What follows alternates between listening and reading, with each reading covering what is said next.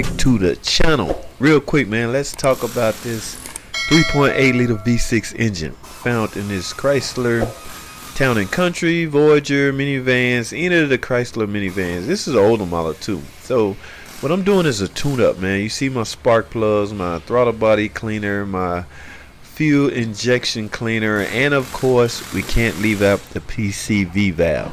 Alright, Pcv valve, very important. Positive crankcase ventilation valve.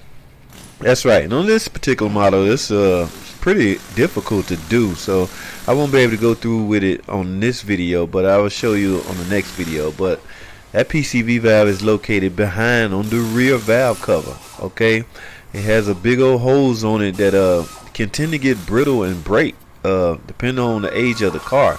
Like I say, this is the older model minivan. This van 3.8 and the 3.3 was found on the earlier built Chrysler minivans in Town and Country. Alright, so let's also take a look at this air filter, man, the throttle body. As y'all know, the tune-up, man, tune-up is designed to restore peak performance. The best way to do that is to replace all the parts that are deemed necessary. Alright, now one thing I want to show you, also don't forget to check the oil, and if necessary, if it's dirty or low like this one is, we gotta get that changed and filled up with the proper oil. Okay, the proper oil. Now, secondary ignition spark plug wires. This is what happened to me. I went to pull cylinder 4 plug wire off, and guess what? It just popped right off. Now, this is the proper way to remove these old style spark plugs. Grab a set of pliers like this and do a twisting motion on them. Okay, twisting. What you're trying to do is break that seal, and it'll come right up complete. Okay, I did not do that one on cylinder 4, and I pulled straight up on it, and this is what happened. Okay, so when this happened, ladies and gentlemen, you got to get a new spark plug wire for that cylinder. Alright, we got to get this off. Do not try to make the connection between this end and the old plug wire. It will not work. The connection will not be right.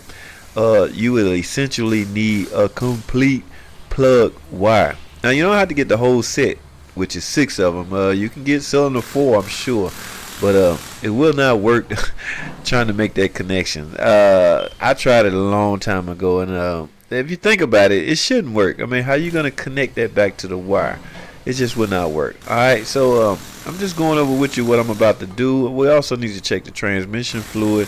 Nothing like a good running engine with a badly shifting transmission. Let's check the battery cables, make sure the connection is tight and secure. Let's go take a look at the alternator, make sure its connections are tight and secure. Okay, we're getting ready. I'm getting ready to tune up this 3.8 liter V6 engine, and I can't stress the importance of this Pcv valve. I've seen this valve set all kinds of crazy fault codes.